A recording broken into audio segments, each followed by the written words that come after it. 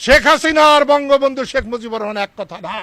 15 তারিখ 15 আগস্ট জাতীয়ভাবে শোক দিবস পালন করা হয়েছে। 1975-এ বড় বড় আওয়ামী লীগের নেতারা তারা ইঁদুরের গর্তে লুকিয়েছিল। আজকে ইঁদুরের গর্তে না, বাইতানের গর্তে লুকিয়েছে। আমি বলবো তোমরা এই গর্তে লুকিয়ে থেকো না। শেখ হাসিনা আর বঙ্গবন্ধু শেখ মুজিবুর রহমান এক কথা না। বঙ্গবন্ধুর বাড়ি পোড়া, ধ্বংস করা, এটা বাংলার মানুষ কোনো মতেই মেনে নেবে না। বঙ্গবন্ধু আর স্বাধীনতা এক জিনিস, বঙ্গবন্ধু আর বাংলাদেশ এক জিনিস, বঙ্গবন্ধু আর মুক্তিযুদ্ধ এক জিনিস। বঙ্গবন্ধুকে অপমান করা হলে মুক্তিযুদ্ধকে অপমান করা হয়, বঙ্গবন্ধুকে অপমান করা হলে বাংলাদেশকে অস্বীকার করা হয়। পরশুদিন আমি প্রেসিডেন্টকে বলেছিলাম, বঙ্গবন্ধুর ছবি যেখানে শপথ হলো তার পিছনে বঙ্গবন্ধুর ছবি টাঙানো আছে। আমি তাকে বলেছি আপনাকে ধন্যবাদ এই ছবিটার জন্যে। উনি আমাকে বলেছেন আমি মরে যেতে পারি, আমি এই ছবি নামাতে দেব না। আমি সাথে সাথে বলেছি আপনার প্রতি আমার কোনো ভালোবাসা ছিল না, কোনো শ্রদ্ধা ছিল না।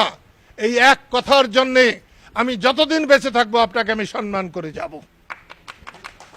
আমি আবার বলছি 15 তারিখ 15 আগস্ট জাতীয়ভাবে শোক দিবস পালন করা হয়েছে।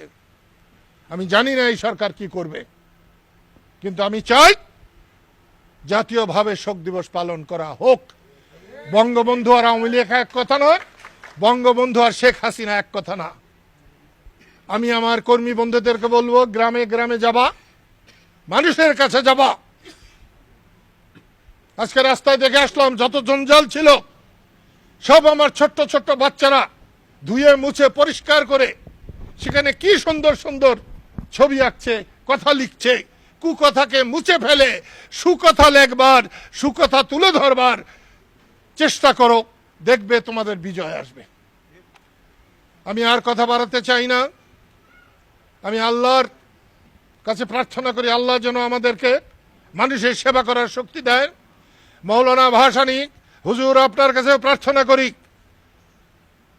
যতদিন জীবিত ছিলেন যখন যা বলেছেন জীবনের পরোয়া করি নাই। আজকে আপনি পরপার থেকে দোয়া করুন আমরা যেন মানুষের পাহারাদার হতে পারি, আমার এই গামছার দল যেন মানুষের পাহারা দিতে পারে। এই আশাবাদ ব্যক্ত করে সবাইকে ধন্যবাদ দিয়ে দেশের শান্তি প্রতিষ্ঠা হোক। বর্তমান সরকার শান্তি প্রতিষ্ঠা করতে সফলকাম হন, এই আশাবাদ ব্যক্ত করে আমি আমার কথা শেষ করছি। খোদা হাফেজ।